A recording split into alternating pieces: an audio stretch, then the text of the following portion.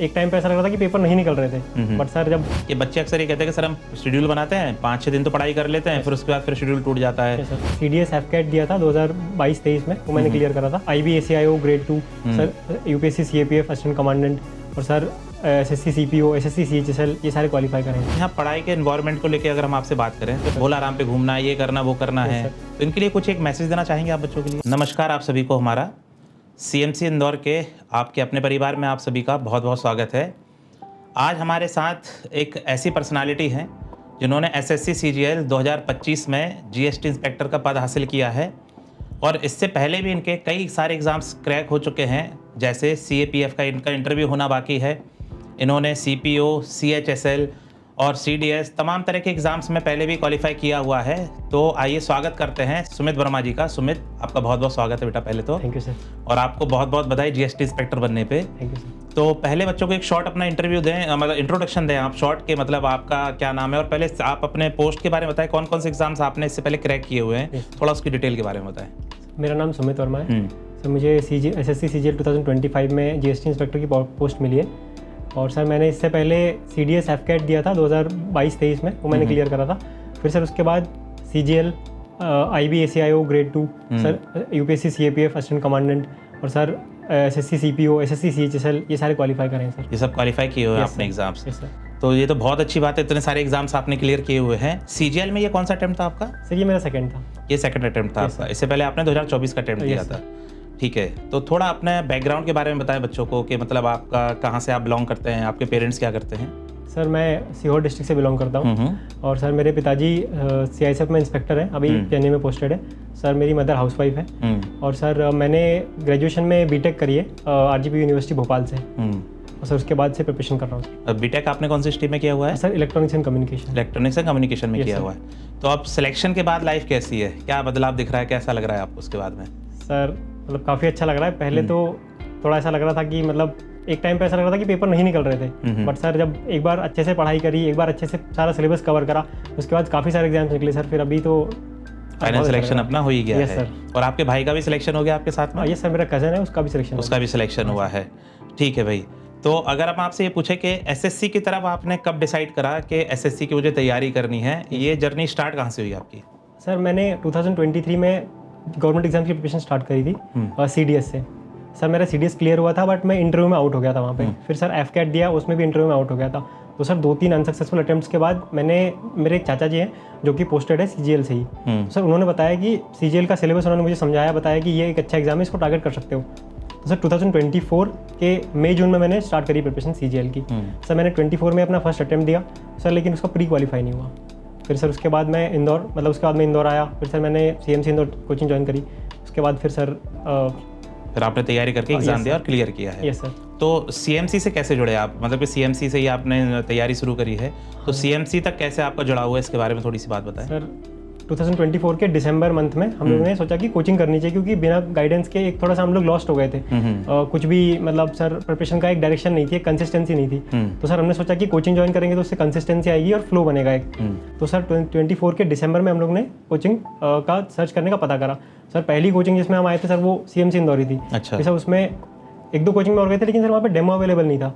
CMC Indore का best बात ये रहा कि सर उसमें डेमो अवेलेबल था। तो हम लोग ने 3 दिन का डेमो लिया, फिर डिसाइड करा मैंने और मेरे भाई ने कि यहीं चलते हैं, ये बेस्ट कोचिंग है। फिर सर उसके बाद हम CMC से जुड़ गए। तो CMC के बारे में आपको पता कैसे चला था, जैसे आपने जब पता करा होगा तो CMC के बारे में जानकारी कैसे लगी थी आपको? सर वही चाचा से ही पूछा था मैंने कि कौन कौन सी कोचिंग है इंदौर में। अच्छा, तो उन्होंने नाम बताया? 2-3 का नाम बताया था। अच्छा। फिर सर मैंने यहाँ के एक्सपीरियंस से भी बात करी थी, तो उन्होंने भी अच्छा रिव्यू दिया था।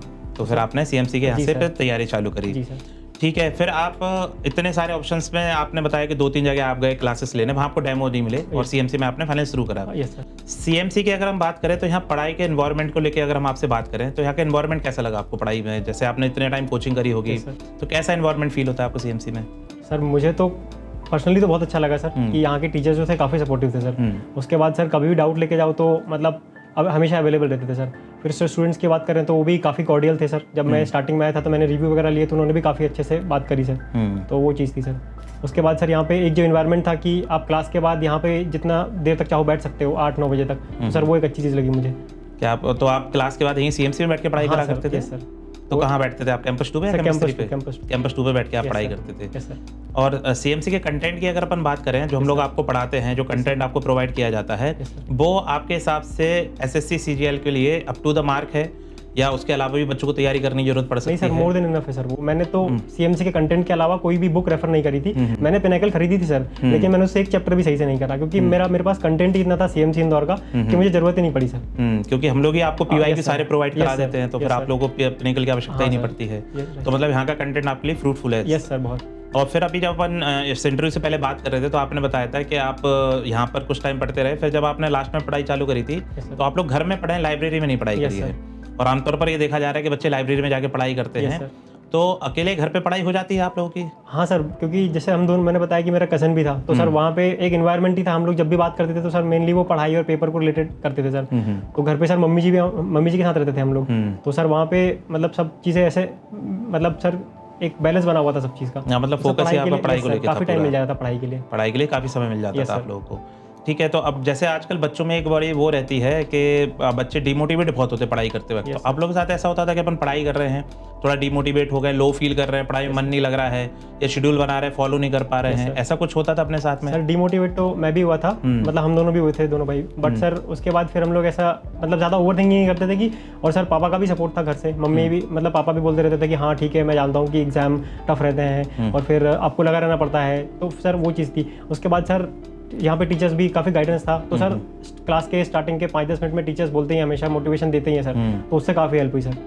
तो बाकी सर जैसे आपने बताया कि वो स्टडी का प्लान का, तो सर डेली टारगेट्स मैंने फॉलो करे थे, तो उसकी वजह से बहुत हेल्प हुई सर मुझे। अच्छा, अपने टारगेट आप कर लेते थे फॉलो अपने? Yes sir. और कभी ऐसा हुआ, मान के चलो आप फॉलो नहीं कर पाए, क्योंकि बच्चों में कंप्लेन ये आती है कि बच्चे अक्सर ये कहते हैं कि सर हम शेड्यूल बनाते हैं, 5-6 दिन तो पढ़ाई कर लेते हैं, फिर उसके बाद फिर शेड्यूल टूट जाता है, फिर हमारा मूड अपसेट होता है, फिर फ्रस्ट्रेशन आता है कि यार पढ़ नहीं पाए।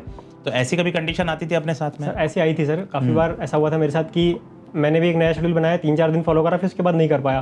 बट सिर्फ फिर मैंने उसी शेड्यूल पे फिक्स करा, मैंने नया नहीं बनाया। फिर मैं बोला कि इसी पे करना है मुझे, इसी शेड्यूल पे काम करना है मुझे। तो सर फिर मैंने वो एक चीज़ एक बार प्लान फिक्स कर लिया, फिर मैं उसी प्लान पे आगे बढ़ता गया सर। हाँ, मतलब धीरे धीरे करके अपन आ जाते थे शेड्यूल पे। Yes sir. और बच्चों को, अच्छा जैसे सब्जेक्ट के बारे में अगर अपन बात करें एसएससी में, तो बच्चों को मेनली जो दिक्कत जाती है मैथ्स में, इंग्लिश में और जीएस वाले पार्ट में बहुत दिक्कत जाती है बच्चों को। तो अगर मैं आपसे सजेशन मांगूं कि मैथ्स में बच्चों को कहाँ आप सजेशन देना चाहेंगे कि आप इस पार्ट पे काम करिए तो आपकी मैथ्स स्ट्रांग हो सकती है, मैथ्स पे कहाँ पर काम करना चाहिए बच्चों को? सर एक तो सबसे पहले तो कैलकुलेशन, क्योंकि सर अभी जैसे हमने देखा है कि काफ़ी सारे एसएससी के एग्जाम्स में सेक्शनल टाइमिंग आ गई है। ठीक है, तो सर कैलकुलेशन पे बहुत काम करना चाहिए, वो तो मस्ट हो गया है सर। ठीक। सर दूसरा सर रिवीजन, सर रिवीजन तो मस्ट है सर, मतलब वो तो एक चैप्टर का कम से कम 2 से 3 बार रिवीजन सर, उसके पीवाईक्यूज लगाना, फिर उसके टॉपिक वाइज मॉक या फिर सेक्शनल मॉक लगाना मैथ्स का फुल। सर वो एक चीज़ जो बहुत मैंने करी थी और मुझे लगता है कि काफ़ी लोगों को करनी चाहिए फॉलो। मतलब वर्तमान में जो अगर 2 चीज़ें हम बात करें, एक रिवीजन और एक आपका मॉक टेस्ट लगाना, यस सर, पीवाईक्यूज वगैरह लगाना, ये ज़्यादा आपके लिए फ्रूटफुल रहेगा।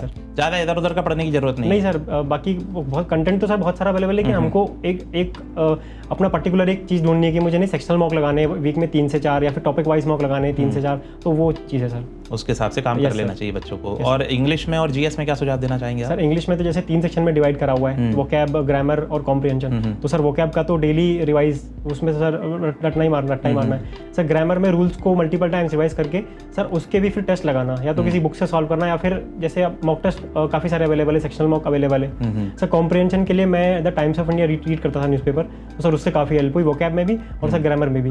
तो सर वो चीज़ें रीडिंग उसके लिए वहाँ पे, तो सर उसके भी वीक में 2-3 मॉक में लगा लेता था। और सर अगर बात करें सर जीके जीएस की, तो सर मैंने 4 सब्जेक्ट पे मेन फोकस करा था, पॉलिटी, हिस्ट्री, ज्योग्राफी और इकोनॉमिक्स। इन पे मैंने थोड़ा ज़्यादा फोकस करा था। तो इनके जो नोट्स थे सर, उनको मैंने मल्टीपल टाइम्स रिवाइज करा था और फिर इसके मैंने टेस्ट वगैरह लगाए थे। और सर फिर आती है सर बात करंट अफेयर्स और साइंस की, तो सर इनमें मैंने बहुत सिलेक्टिव टॉपिक्स पढ़े थे, मैंने पूरी नहीं पढ़ी थी। और सर करंट अफेयर्स ऐसा था कि मैंने डेली, मतलब मैं रिवाइज करता था 15-20 मिनट डेली। और सर स्टैटिक में भी वही मैंने काफ़ी 3-4 टॉपिक सिलेक्टेड ही करे थे सर। मतलब आपने एक अपना एरिया डिसाइड कर लिया था कि अपन को इतने पे ही काम करना है, उसी को मल्टीपल टाइम क्या करना है, रिवाइज करना है। और बच्चों के लिए एसएससी में आज के टाइम में रिक्वायरमेंट भी है, आप ज़्यादा मत पढ़िए, सिलेक्टिव पढ़िए, लेकिन उसको बार बार क्या करिए, रिवाइज करिए, ताकि आप एग्जाम में कम समय में अटेम्प्ट कर पाएं चीज़ों को। तो ये सारी चीज़ें रहेंगी आपकी। अच्छा, जैसे हम आपसे एक चीज़ ये पूछें कि आप जब पढ़ाई कर रहे थे कुछ ऐसा घटा आपकी लाइफ में या कोई ऐसा टर्निंग पॉइंट आया जिसने आपकी दिशा ही बदल दी पूरी कि आप एसएससी की तरफ डाइवर्ट हो गए Yes, sir. या कुछ ऐसा हुआ था जिसके इंसिडेंट के कारण ऐसा कुछ हुआ आपकी लाइफ सर में? एक इंसिडेंट था कि 23 जब मैं 24 में ग्रेजुएट हुआ तो सर उसके बाद एक मेरे पास एक टारगेट नहीं था कि मुझे ये चीज़ टारगेट करनी है। तो सर मुझे पता था कि एसएससी करनी है, बट सर मैं फुल फ्लेजली प्रिपरेशन नहीं कर रहा था, पूरे मन से नहीं कर रहा था। तो सर 24 में वो फेज़ आया कि मैंने काफ़ी सारे एग्जाम दिए सर, सीपीओ CHSL दिया मैंने, CGL दिया, फिर CDS भी दिया मैंने सर। उस साल एक भी एग्जाम क्वालिफाई नहीं हुआ मेरा। फिर सर उसके बाद मुझे लगा कि प्रिपरेशन, स्ट्रेटजी और इन सब में मुझे थोड़ा एक चेंज लाने की ज़रूरत है सर। उसके बाद फिर मैंने वहाँ से एक स्ट्रेटजी दूसरी अपनाई सर। अच्छा, उसके बाद में फिर आपने डिसाइड करा कि अब ऐसे नहीं इस रास्ते जाके काम करना है, वहाँ से जब एक बार अपन ने कहता ना ठोकर खा ली, Yes, sir. उसके बाद अपन को समझ में आया कि आगे कैसे काम करना है। ठीक है, अब जो बच्चे अगर आपका ये पॉडकास्ट देख रहे हैं, अभी ये इंटरव्यू अगर बच्चे देख रहे हैं, उनको एक मैसेज देना चाहेंगे आप, तो क्या मैसेज देंगे वर्तमान में? क्योंकि आजकल जो जनरेशन आ रही है, जेनजीज जो स्पेशली आ रहे हैं, ये भटके हुए बहुत हैं। Yes, sir. भोला आराम पे घूमना है, ये करना वो करना है, तो इनके लिए कुछ एक मैसेज देना चाहेंगे आप बच्चों के लिए? Yes sir. सर जैसे आप अगर आप प्रिपरेशन के लिए आते हो कहीं पे भी या फिर आप ज्वाइन करते हो कोई भी चीज़, तो आपको स्टिक रहना है उसी चीज़ पे। मतलब आपको मल्टीपल सोर्सेस नहीं ढूंढने, जो जहाँ आप एक सोर्स ढूंढो या 2 सोर्स ढूंढो, लेकिन उस पर आपको बार बार उसी सोर्स से आपको रिवाइज करना है मल्टीपल टाइम्स। और फिर कंसिस्टेंट रहना है आपको। एक आपका गोल क्लियर होना चाहिए। आपको थोड़े बहुत सेक्रीफाइस करने पड़ेंगे। मैंने भी अपनी जर्नी में काफ़ी चीज़ें सेक्रीफाइस करी सर। स्पोर्ट्स वगैरह मैंने सेक्रीफाइस कर दिया था, मैं नहीं खेला 1 साल तक, और मैंने सोशल मीडिया जो है वो भी बंद कर रखा था। तो वो चीज़ है कि आपको सेक्रीफाइस करना पड़ेगा, आपकी फेवरेट चीज़ जो है। बाकी फिर अगर आप लगे रहोगे, कंसिस्टेंट रहोगे, आप हार्डवर्क करोगे, तो फिर सक्सेस ज़रूर मिलेगी। और ये बच्चे जैसा आपने कहा, आपने सोशल मीडिया पूरी तरह डीएक्टिवेट कर दिया था, ये जनरेशन तो मीडिया की है पूरी। Yes sir. तो इनको अपन बंद नहीं करवा सकते, एटलीस्ट इनको ये तो अपन बोल सकते हैं कि भाई आप कम इस्तेमाल करें उसका।